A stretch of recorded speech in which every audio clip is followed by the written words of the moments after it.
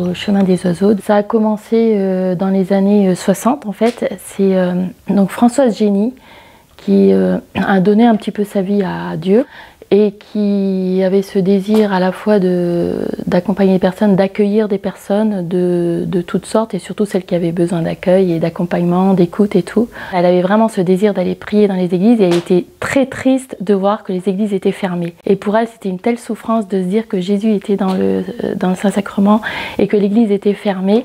Elle est partie avec son père spirituel, elle allait voir Monseigneur Raffin, à l'époque c'était lui qui était évêque. Elle lui a confié donc son désir d'ouvrir un oratoire ou quelque chose qui puisse servir de lieu de recueillement, de ressourcement pour les personnes qui venaient passer. Et l'évêque lui a dit c'est complètement fou votre histoire, mais pourquoi je dirais non? Et donc elle a commencé à aménager le petit oratoire là, qui est vraiment, enfin pour moi qui est vraiment le cœur de cette maison et qui donne sur la rue et qui est ouvert jour et nuit avec la présence réelle. Elle rentrait dans le grand âge et qu'elle cherchait à transmettre ce lieu. Et à ce moment-là, nous aussi, on cherchait à savoir où le Seigneur voulait nous mener parce qu'on souhaitait quitter l'appartement dans lequel on était. Et tout en continuant à vivre ce qu'on vivait, entre la prière, la vie fraternelle, l'évangélisation, l'accueil. Et à ce moment-là, on a un ami qui nous a parlé de ce lieu en disant « voilà, je vous y verrai bien ». Françoise nous a posé la question « quel est votre projet ?» Et nous, on n'est pas arrivé avec un projet tout ficelé puisque voilà, c'était pas... on n'arrivait pas avec, depuis des mois, un projet particulier pour cette maison, puisqu'elle nous arrivait un peu voilà, donnée par la Providence sur un plateau. Et du coup, on a échangé avec elle de ce qu'on vivait actuellement, c'est-à-dire dans notre appartement à Metz, qu'est-ce qu'on vivait aujourd'hui. Et au bout de quelques temps d'échange, Françoise nous a dit c'est pour vous. Voilà, cette maison, c'est à vous que je veux la donner.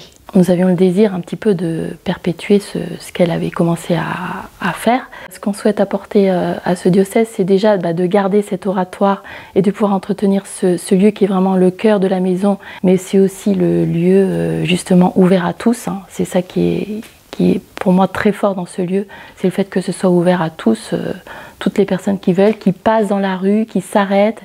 Il y a des personnes qui viennent faire une halte d'1 seconde, d'autres qui viennent juste faire le signe de croix, d'autres qui restent pendant une demi-heure, pendant 1 heure, et qui viennent simplement se reposer auprès de Jésus. Ce qu'on souhaite apporter, proposer aussi à la fois un lieu d'accueil pour certaines formations, un lieu d'écoute aussi et d'accompagnement, et puis un lieu aussi d'accueil, de famille, de personnes qui veulent se ressourcer, de prendre un temps de repos aussi. Alors, les personnes qui viennent ici sont touchées par la grâce de l'oratoire, de cette disponibilité de ce petit lieu, de la simplicité, de l'humilité de cet oratoire, et en même temps, ils sont touchés par l'accueil qu'il y a, par la vie fraternelle, les échanges, le partage, la rencontre entre les personnes qui viennent. C'est aussi un lieu qui permet les rencontres et que ce soit un lieu aussi très ouvert à l'évangélisation et à des personnes pas forcément catho, entre guillemets, mais les personnes en recherche, voilà, les personnes... et ça, voilà, c'est un lieu qui permet une ouverture à des personnes très différentes. Alors pour l'avenir, ce lieu, on souhaite continuer de faire connaître l'oratoire et qu'il soit de plus en plus connu pour qu'il y ait de plus en plus de personnes qui viennent prendre ce temps de venez et reposez-vous un peu à l'écart. De développer ce lieu d'écoute, d'accueil, d'accompagnement, ce lieu où se vivent des petites retraites avec ces familles aussi, un lieu aussi où il y a des choses qui se vivent pour les enfants, enfin voilà. Et puis un lieu franciscain qui fait vivre cette spiritualité franciscaine aussi à ceux qui viennent et que ça puisse rejaillir sur tous ceux qui passent. Voilà.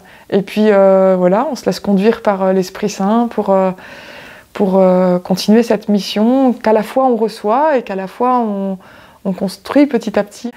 Après, il n'y a pas des grands projets pour la suite des années, mais en tout cas, c'est de vivre ce que le Seigneur veut qu'on vive, humblement. Donc voilà, on n'est pas non plus tout le temps là.